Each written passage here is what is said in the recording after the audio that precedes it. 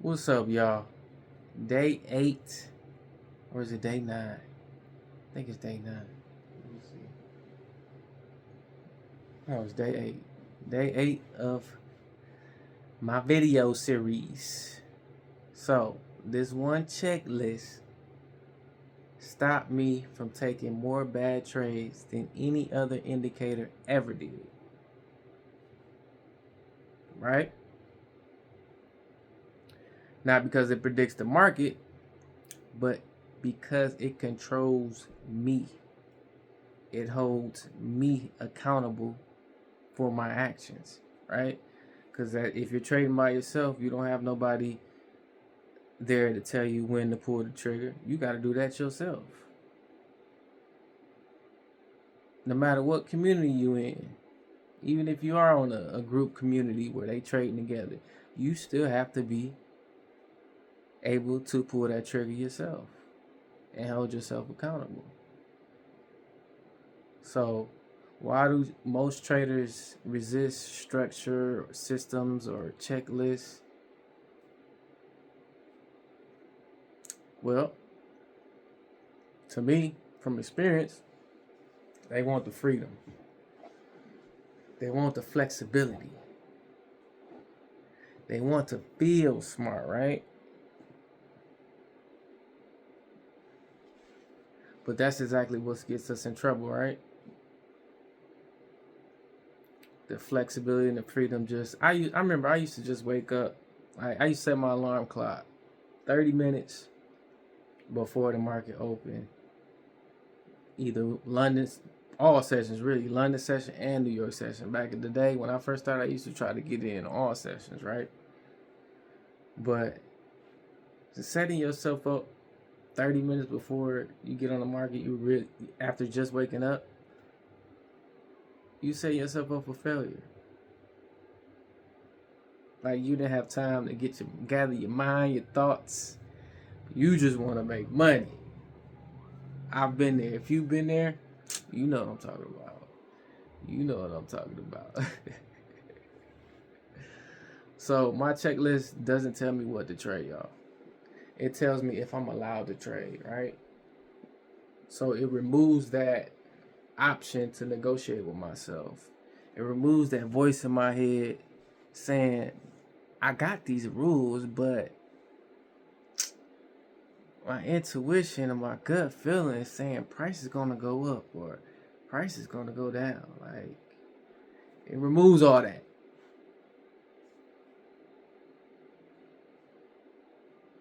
We have to be held accountable.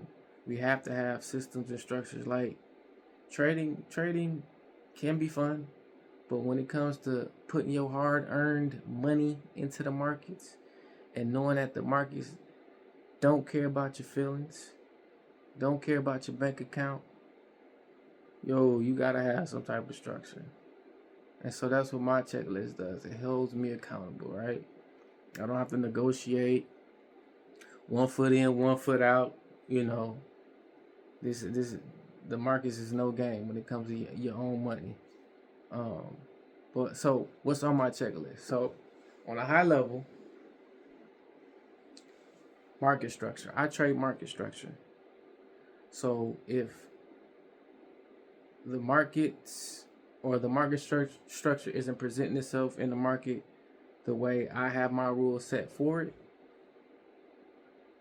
my checklist prevents me from even stepping foot into the market, right? Or even placing a trade. My checklist has risk conditions. We all must have some better risk management, right? Especially starting out. Risk management is key. You should know every time before you even, regardless of your account size, you should know how much you're going to risk, how much you're comfortable with risking, and you know what you're comfortable risking when you place that trade. Is your heart pounding? Is it beating fast? Is your palms getting sweaty? Like, if you're risking too much. Stop looking at these YouTubers putting in 10 lots, 20 lots, thinking you could do the same off rip, trying to trying to gain a quick buck. No, don't do that. Do not do that. So the checklist has my risk conditions. It also reminds me of my emotional state. This is real, y'all. You don't want to get into the markets if you're overly excited. Because if you're too happy, you get loose, right? You're a little loose with you're a little lenient with your rules, right? Because you're just happy. You may be up that week. You get too loose, and the market gonna humble you. It's gonna humble you. You know what I'm talking about. You know what I'm talking about. It's gonna humble you. So watch your emotional state. You shouldn't be overly happy, overly sad. Shouldn't have hate in your heart. Shouldn't be mad, grieving, anything. Your emotional state should be neutral. So that's on the checklist to check my emotions. Things like time of day. When are you trading? Right? Are you the type like I used to do back in the day, trading all sessions, or you have a strict time you're looking in the markets to place a trade during the New York session or the London session? You can even wind it down to between these couple of hours, like your time of day. Have some rules set for that. Also, the checklist includes my setup quality. Is it a good quality setup?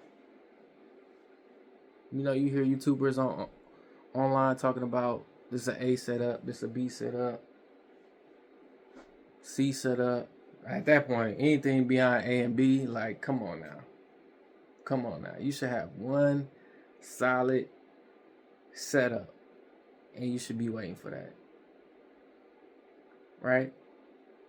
I used to have a friend of a friend that told me that they knew somebody who only traded once per month. And every time they traded, it was a 10K trade.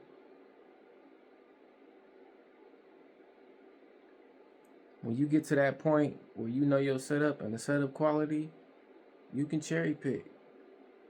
You can wait for that perfect setup. And then 10K, I mean, that's the magic number these days, right? 10K a month. Everybody, that's the standard now these days. But that was just an example. Know your setup quality. And that's what my checklist involves as well.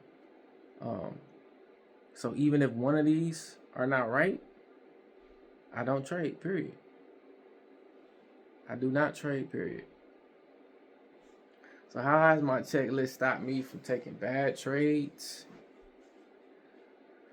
Let's put it like this. In the past, there were days I really wanted to trade, but the checklist told me no. And because of it, those no trade days saved me money. I saved my capital. I reserved my capital to trade another day. Right? But all in all, having structure and this checklist of mine, it changed my behavior. I stopped forcing action. Especially as a scalper, you want to trade every day. That's what I used to be, scalper, because technically you can make money every day scalping, right? But you find yourself getting in the habit of knowing that you can do that. You're forcing setups that really aren't there. So help me change my behavior when it comes to that. It helped me to start to wait more. A little bit more calm, a little bit more reserved. I'm starting to wait. I'm hunting for my setup. I'm not just taking anything, right? I'm not going into the woods, shooting at any and everything that moves. No, I'm in the woods. I got my scope. This might be a bad example, but I got my scope, and I'm waiting for that animal to cross my path, right? A little to the animals, y'all, but it this was just an example, right? So I'm starting to wait more. I'm starting to let the market come to me, right? And y'all know, waiting is where discipline lives. Real talk. I ain't gonna tell you no lie. Real talk. Real talk. So this really just applies to everything in life. Like when you have rules for majority of things in life, things to work out better. Like you have rules for sleep. You know if you're trying to go to bed, but you laying up in bed on your phone scrolling, it's gonna be harder for you to sleep. Your mind's still going, your mind's still racing, you're overconsumed with information, and it's just not a good setup for a good rest. Y'all know that. Work. You got rules at work. You gotta follow those rules. If you don't follow those rules, you could be potentially out the door, right? Money. Period. You gotta have rules for money. Gotta have a budget. If you don't, that's where you got credit card debt. You got this debt, that debt. Can't go on trips because you didn't save. On a rainy day, you don't have savings, like because you're not managing your money. You have to have rules. Training, fitness, working out. You gotta have rules. Gotta have a schedule, a routine, meal plan. Like y'all get it. So when you have these rules in trading, just like life, they both cross over. Life gets calmer. Trading gets calmer.